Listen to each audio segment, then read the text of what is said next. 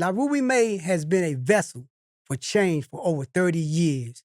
The inspirational lawyer, entrepreneur, developer, teacher, and strategist found May Jung Law Firm alongside longtime friend and business partner Jae Young Jung. May Jung's mission is to unapologetically advocate for people of color and empower them to be whole and active participants in the civil justice system.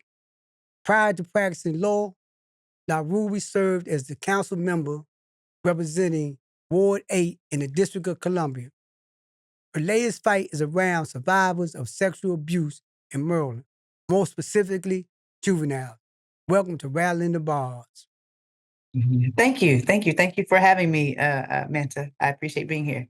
Okay, and let me give, for the benefit of our audience, let me give my audience some context. In 2023, the governor of the state of Maryland, Wes Moore, signed into law the Child Protection Act.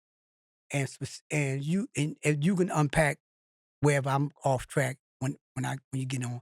And under this is that he eliminated the statute of limitation to be able to bring a civil suit against anyone that was an employee of the state of Maryland or a contractor within the state of Maryland to bring litigation against them for sexual abuse. This came on the heels of a report that this Attorney General for the state of Maryland put out indicting the archdiocese in terms of child sexual abuse of children. But prior to that, the advocacy was always around trying to get something done about child sexual abuse and trying to be able to get some type of compensation, but more importantly, try to get make people aware that this was an ongoing thing and that people was harmed and damaged by this.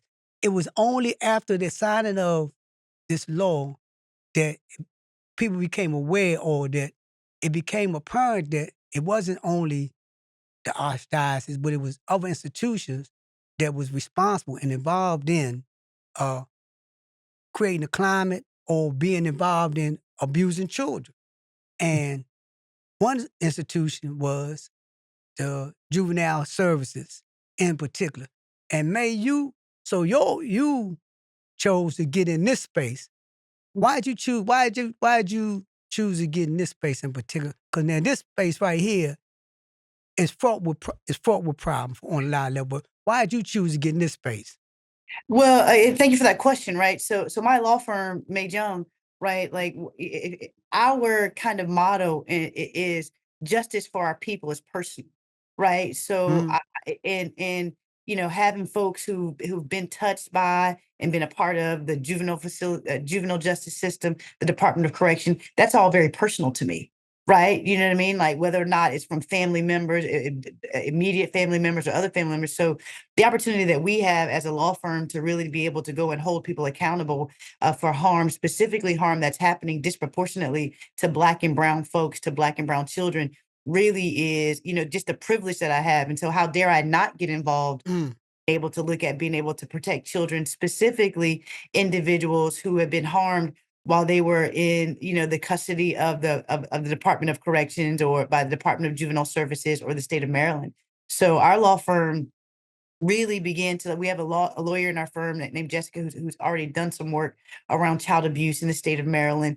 And so once, as you mentioned, once Governor Wes Moore signed the Maryland Child Victims Act into law in 2023, and we're based here in Washington, D.C., man, that's our backyard. So we knew that, we knew that the opportunity to get into this space as a Black and brown woman-owned law firm to fight for Black and brown children is something that it wasn't optional for me, man. Like this, I don't get the opportunity. I don't have the privilege to not fight when I see injustice. Like the privilege of being a lawyer gives me the right to say, you know what, when our people have been harmed, let's go and fight this fight. And so, as you kind of just mentioned, right, when this law went into place, what happened is now, our brothers and sisters who are, returning from home or who were in juvenile facilities, they now have the opportunity to file civil lawsuits related to child sexual abuse.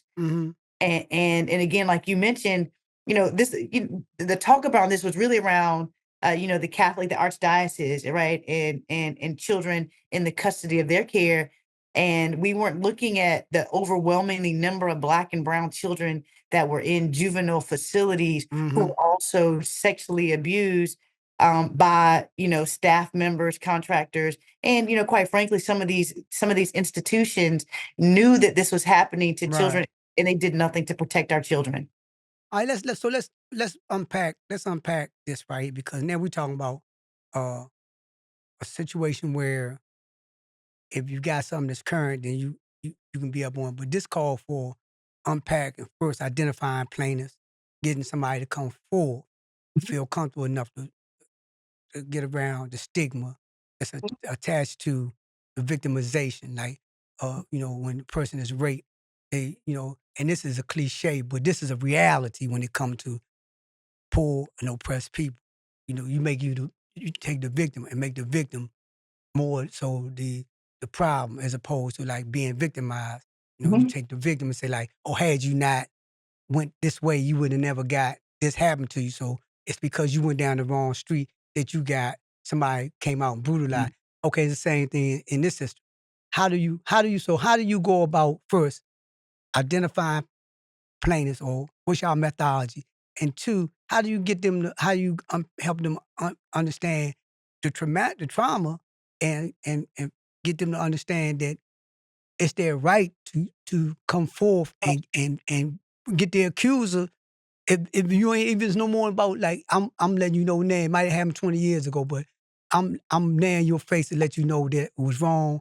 I had a problem with it, and if I'm gonna get compensated, so be it. But I want people to know what you did. How do you get people to come forward? So it's hard, right? And that's why we're grateful for folks like you who are in the space that are allowing us an opportunity to talk to folks in the space because identifying folks, because we have folks that were abused as children, and like you said, they have some of that shame, some of that like victimization mentality that they have. So they haven't told folks. I mean, we have folks that have been abused when they were 13 and 14 years old, and now they're 40 years old and they've never told anyone, right? Just Mhm. because of the shame. So that puts them in a position of making it difficult for them to come and say, "Hey, I was one of them," especially, being very honest, especially in Black men, Right, right? right, For Black men to come and say, "Hey, I was," it's like a catch-22, right? If they were assaulted or molested by a woman, right, it makes it a little bit different. It almost like they're not necessarily ashamed of that, but if they right, were abused or molested or raped by a male, right, there's definitely some stigma that comes around that for them and their shame of being able to kind of go and talk to folks about it. And so we just continue to go out there and just to talk and to touch as many people as we can and to touch people that already have relationships with our brothers and sisters who were touched by this, well, who were a part of the system and potentially violated by individuals in the system. And so that's the way, and we're going to continue to talk. We're going to continue to empower people and say, this was not your fault. You were a victim. You were a child. The state of Maryland was in charge of your care, right? They were responsible for making sure, in theory, that you were rehabilitated. And we know what the system does, right, like the rehabilitation of the system and how it works and how it doesn't work. But they were, your family members, your mothers, folks, the court system, right, entrusted your care to the Department of Juvenile Services. And while you were there, while you were vulnerable, many times I've talked to some of our clients who were, especially their first time going in, were scared, right. right? Oh, that's a reality. Yeah, yeah, and so I'm scared, and now I got, these people who I'm supposed to be able to trust, these people who are supposed to help me are now violating me and taking advantage of that, and it's a large hurdle to overcome, but that's why we're here, So, right? and To we're talking about primarily in terms of like educating our audience. So we're talking about uh, anyone that was employed of the state of Maryland, anyone that be a contractual Mhm. or was a 1099 W-2, Yeah, anybody that was getting any money from the state of Maryland yeah.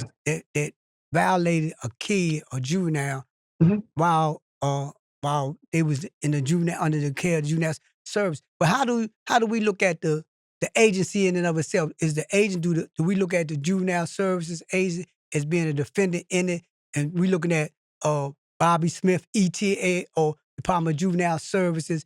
Bobby Smith and all those involved, or we saying that we're looking at just Bobby Smith?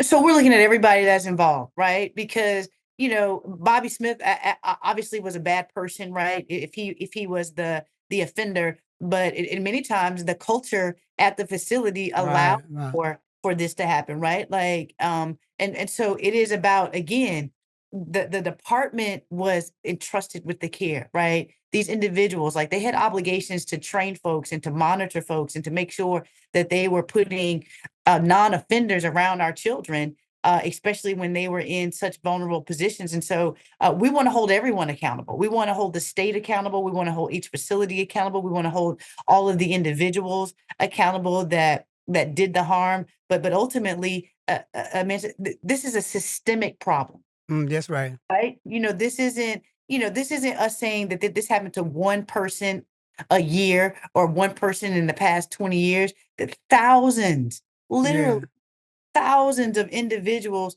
who were in these facilities, these 13 different facilities, were molested and raped and violated as children. And I think it's important to understand, that's right. especially to the audience, right? You were a child, right? You were not an adult. No one deserves to be violated. Even if you're an adult, you don't deserve to be violated. But as a child, especially, to be violated by any adult that you believe was supposed to be taking, that was entrusted to your care. And so, man, so we're not going to know, these young brothers and sisters, they're not going to know whether or not you were an employee or 1099, or if you work for the state, if you work for the contractor. Right, What they're going to know is you were an adult that was supposed to be a counselor or an admissions person, right? right, Or a teacher or kitchen staff, but all they're going to know is that you were an adult, right? That took advantage of them and abused them.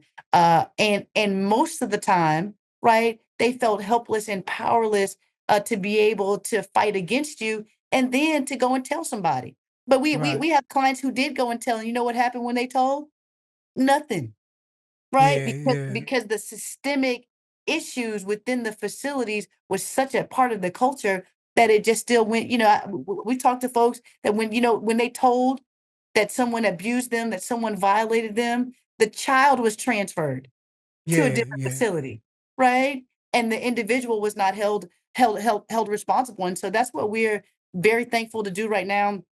There's multiple litigations out there. There's multiple firms that have filed litigation, but we're very thankful to be the firm, the first firm, and the only firm to have filed this as a class action lawsuit, because Right, we want our individuals to get remedy. We want to hold folks accountable for the harm that they did to our young people. But man, so we also want systemic change. We can't accept it. This isn't like, and again, one of the great things in the leadership of Governor Westmore and Attorney General Brown in looking at removing the statute of limitations, that means this could have happened to you last week, last year, 10 years ago, 20 years ago, 50 years ago, and you still, because there are no statute of limitations, right? You can now bring those claims, but that's not enough, right?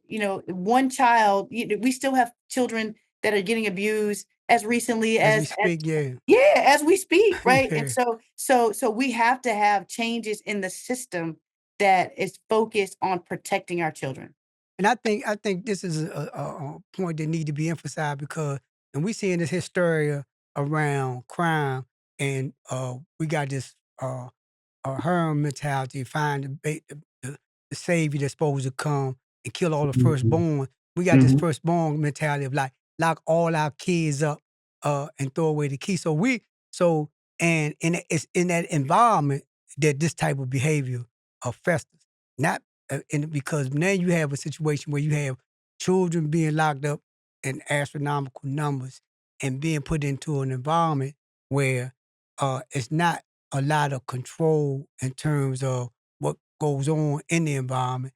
So in order to get that control, you take a mentality where you become more abusive and that become like your way of like getting control, locking kids in uh, solitary confinement, and if you isolate them enough, get them to like get to the point where they mentally incapable of dealing with it, and that open the door for this type of behavior. But talk about in this litigation. How do y'all articulate that? You say it's systemic. how do y'all articulate that in y'all facts? How do y'all make people aware that this is not an isolated, that this is not Whack, this is not Charles, this is not Hickey, this is not Boys Village, this is not this institution. This is the general mentality, like the archdiocese when Mm. when they came out and indicted them, it became apparent throughout the country that, oh, this was a behavior that was going on forever. But you can juxtapose what's going on with black and brown children in these juvenile facilities with the same thing. So how y'all get people to understand that? Well, so when it comes to the lawsuit, right, is we talk about all 13 facilities and whether or not these facilities have been closed or these facilities are still open, we recognize that like it's not just one facility. It's saying like, look, we've got to look at all of the facilities that were ran by the department and look at all of the practices and all of the people in these facilities. And when you look and see, again, if it were just one isolated center, then you'd be like, maybe it's not systemic. But when we Right. look across all of the systems or all of the facilities that were under the control or under the jurisdiction of the department, we see thematically, right? The theme is that it's happening at every facility, that it's Mhm. happening to all of our children. It's happening to boys, it's happening to girls. And unfortunately, the disproportionate number of black and brown children that are being incarcerated means that there's going to be a disproportionate number of children that are violated who are also going to be black and brown children. And Yeah. so, right, so it's and what we have failed. One of the things that we failed our children many times in these facilities is we're locking them up, and whatever the reason is that they got locked up, we're not really helping them deal and cope with trauma. And Right. then on top of that, while they're in there, they're being even more traumatized. Right. Right? And so and post-traumatic syndrome, it's real, trauma is real, Right. and what we see in some cases, right, obviously there are individuals who were, victims and traumatized while they were in juvenile facilities, and they've been able to go on and live, productive lives and still be able to maybe sometimes suppress the trauma that they're in.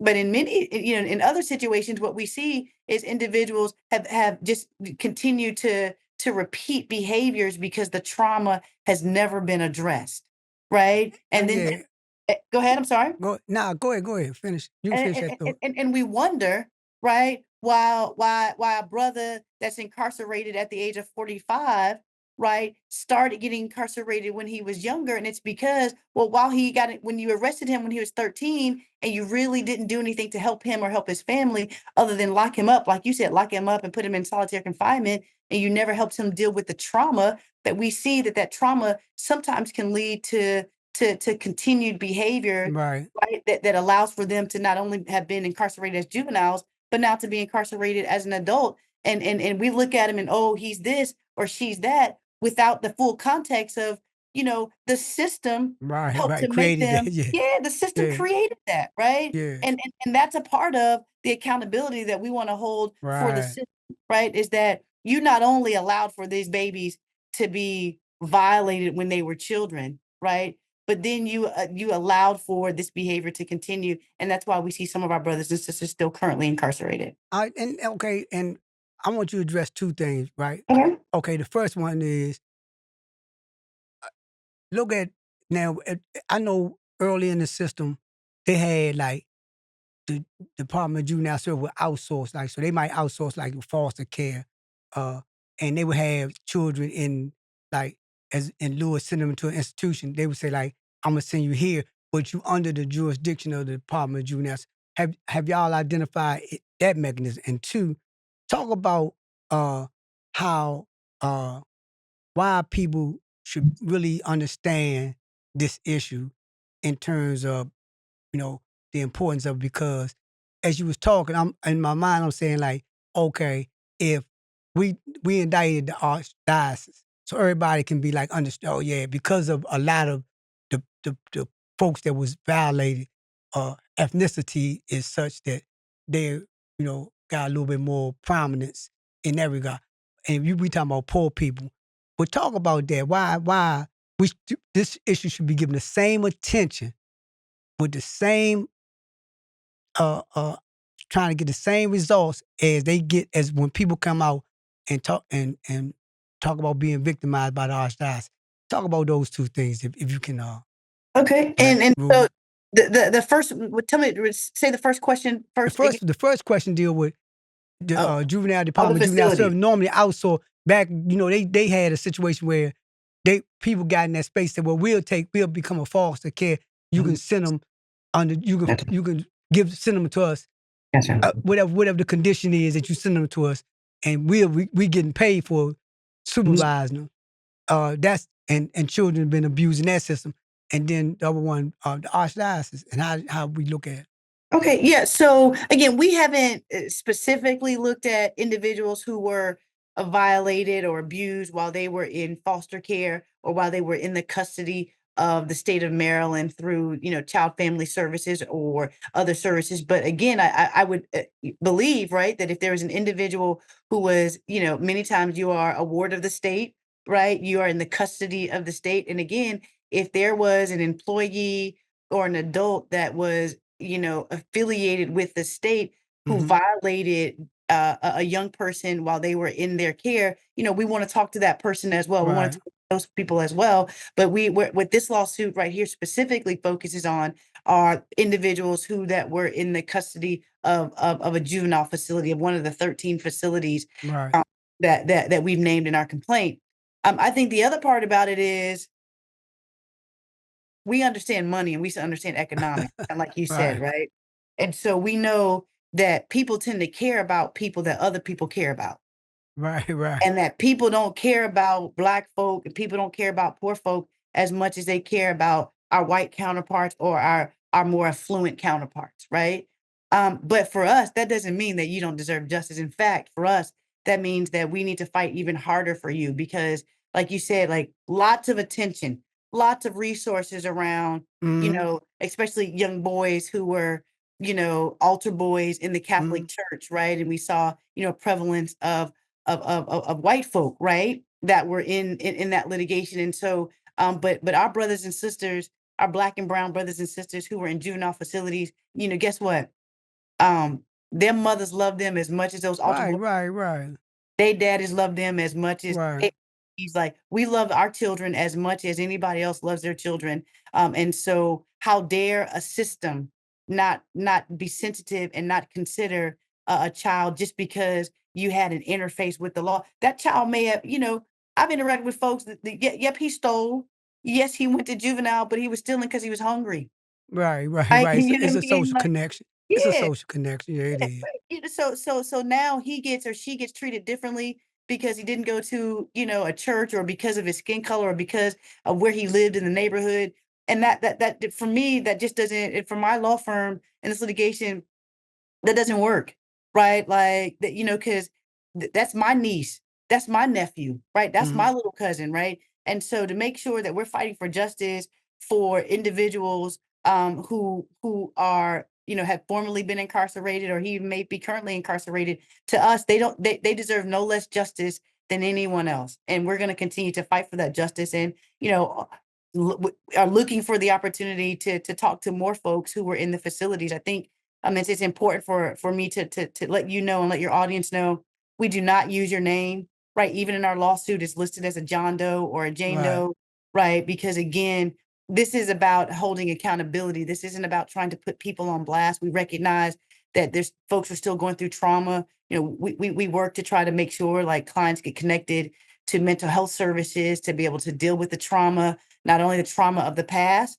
but when I ask you to talk about what happened to you 20 years ago, that's going to trigger trauma again. And to be able to make Right. sure that we can provide those resources or help you get connected to resources is an important part of the work that we do. All right. And as we close out, tell our audience how they can get in touch with yourself and how they if they want if they a family member that know somebody or if they just interested in like trying to like help you advocate. Tell them how they can get and get a copy of the litigation. Oh, absolutely. So if you want information as it relates to this, if you, a family member, were violated or abused while you were in one of the juvenile facilities in the state of Maryland, you can give us a call. Our phone number is 1-833 May Jung, the name of our firm, May Jung, which is 1-833-629-5864. And so again, that's 1-833-629-5864. And so if you are a victim, if you know of a victim, and again, everything is held with us in complete confidentiality, in terms of you're talking to us, and letting us know what happened to you. And if you want to get involved, if you are someone who is, I work with many providers, right, who are doing housing with our brothers and sisters who are returning citizens, employment. So if you're an advocate or an activist working in the field, we want to talk and connect to you, because the other thing that we realize is that we want to connect to people who's already connected to the folks that have been Right. victims, so that we can, continue to leverage those relationships, those trusting relationships. And so again, 1-833-629-5864 is how you can get connected. My name is LaRuby.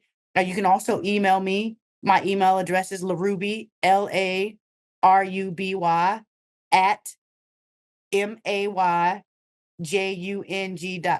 LaRuby at mayjung.com. So feel free to email me or to give us a call.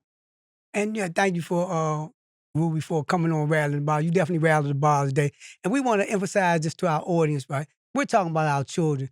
We're talking about children. And no matter what they look like today, 50 years old, they was a child when this happened to them. And they should be, nobody have the right to abuse a child.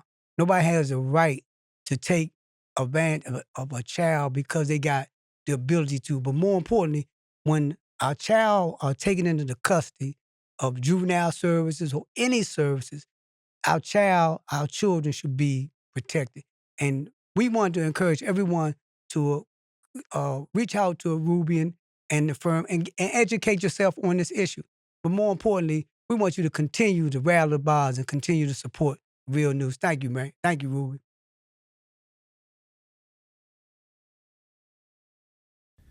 Thank you so much for watching the Real News Network, where we lift up the voices, stories, and struggles that you care about most.